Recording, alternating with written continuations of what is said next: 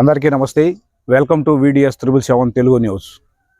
అభ్యంతరం లేని ప్రభుత్వ భూముల్లో 15/10/2019కు ముందు ఉన్న నివాస యూనిట్లకు అనుమతి లేని ఆక్రమణలో ప్రణాళికబద్ధమైన అభివృద్ధిని చేయుటకు అవకాశం కల్పించే జీవో నెంబర్ 30 యొక్క వివరాలను వెల్లడించిన Rajampet sub collector Vaikom Nadiyadevi IAS.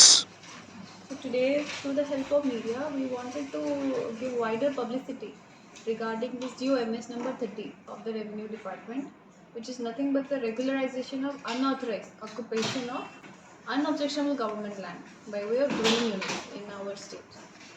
So, under the scheme, we are going to regularize unauthorized occupation of people who are staying, like who have constructed houses.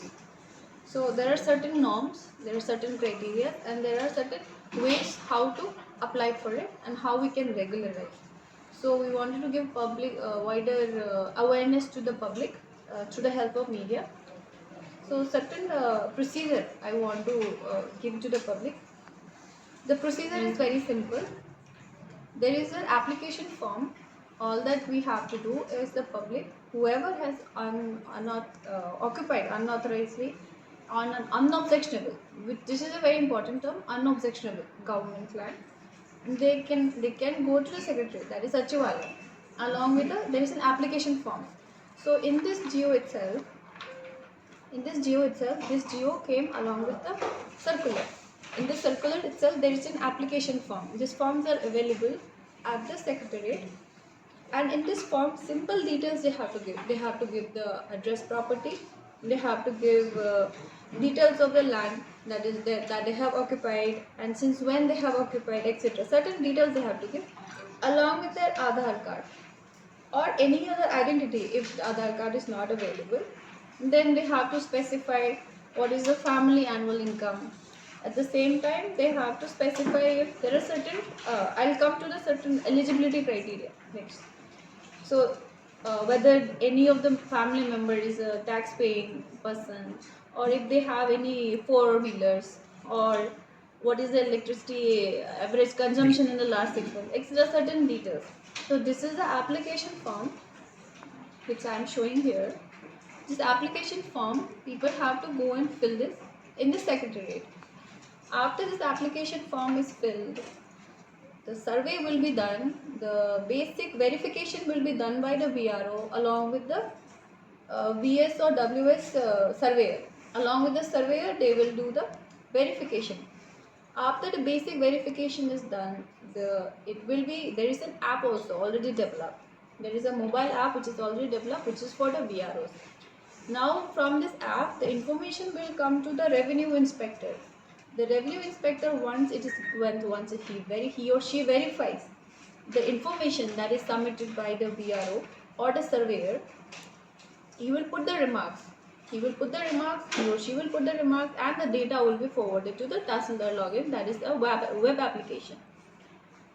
On subsequent to that, it will come to the sub-collector or the RDO login, and now at the sub-collector or RDO login, there is a committee.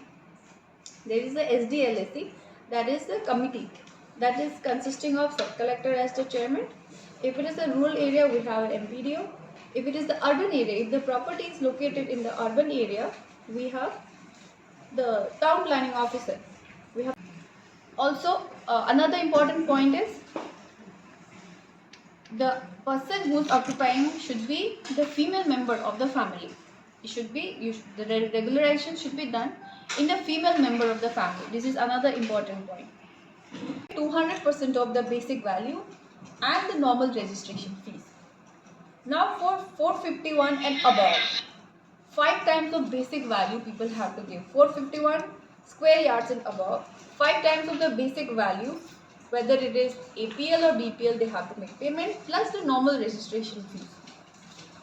If this payment is not done within 2 months, then eviction, we will do the eviction. That is the rule that has been specified.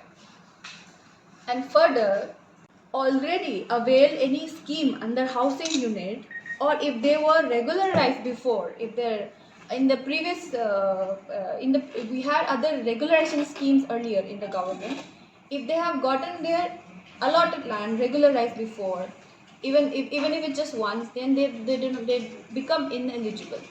There is another criteria.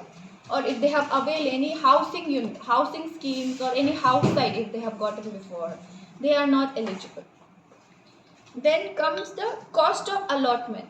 That is, here the government has specified that up to 150 yards of occupation, the patta will be given to the person free of cost. There will be no cost to it. Then another range they have given is 151 to 300 square yards of occupation.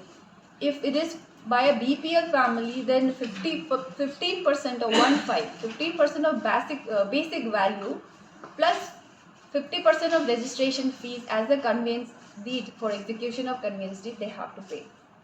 Similarly, for APL family, they have to pay 15% of basic value plus normal registration fees.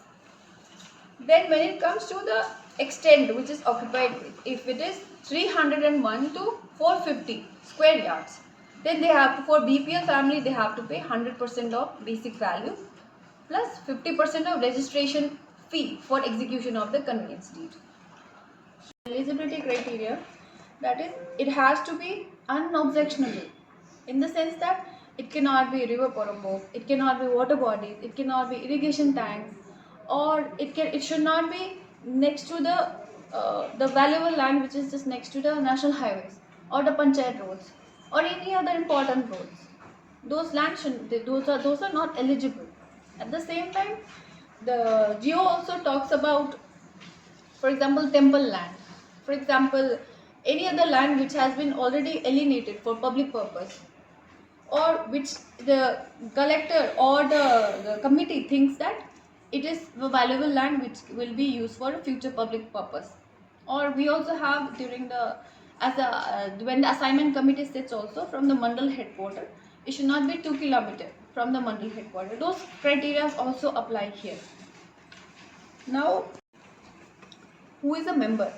Then Tahsildar or municipal commissioner is the member convener.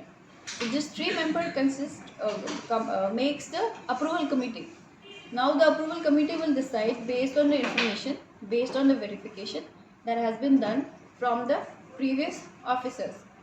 Subsequent to that, it will be approved or it will be denied basing on the criteria which I will talk about. Right?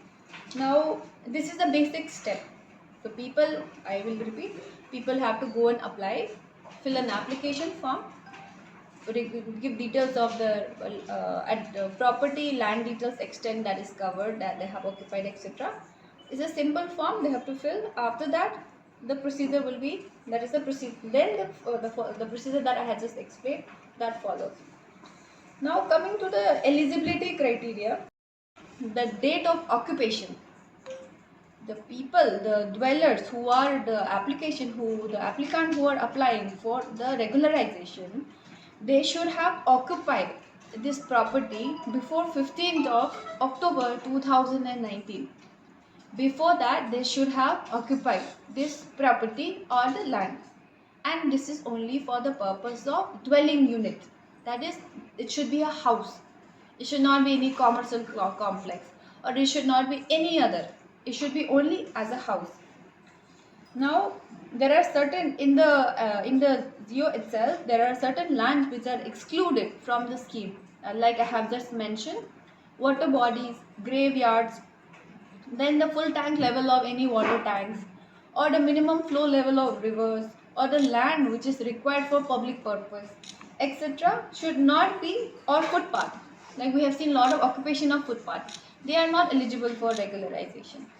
So this is also a criteria. First I have spoken about the cutoff date. Then I have spoken about the land which are excluded from regularization. They have to produce their proof of occupation because we have a cutoff date. That is 15th October 2019 is the cutoff date. They have to produce a proof of occupation. It can be a property tax, it can be electricity bill, it can be water bill. But if they have registered documents, they can produce that. So this is the basic eligibility criteria I have spoken about, and I have also spoken about the procedure, how to follow. Now Along with this, in this geo, there is another aspect, that is at the mandal level, the Tahsildar, there is a special drive that we will be conducting, where all the unauthorized occupations of unobjectionable government land, that data will be collected. Now, at the time of this special drive, if we find that if we will be having a repository of data, that is the list of occupations, unauthorized occupations we are going to have after this special drive. Now, if people are not coming forward to apply, then we'll have to go ahead with the process of eviction. That is the norm of the, that is the objective of this government by bringing this scheme. The government wants to remove the hardship faced by the people, and faced by the people, for example, they are under constant threat of removal, they are under constant threat of eviction, and they live in an insecure condition. So if it is an unobjectionable government land, if it falls within the eligibility criteria, the land will be, the dwelling unit will be regularized. This is the objective, and all the applications shall be filed before 31st of December of this year, 31st December 2025. That is the final date of application. So this is the information that we want to send out to the public, and yeah, that is all from our side.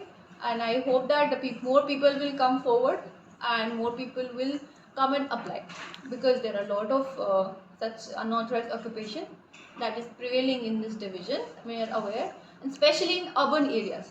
Especially in urban areas, we know there are such unauthorized occupation. We would like people to come forward and apply, so that they can avail the benefit of this scheme, that is the regularization of unauthorized occupation. Okay, thank you.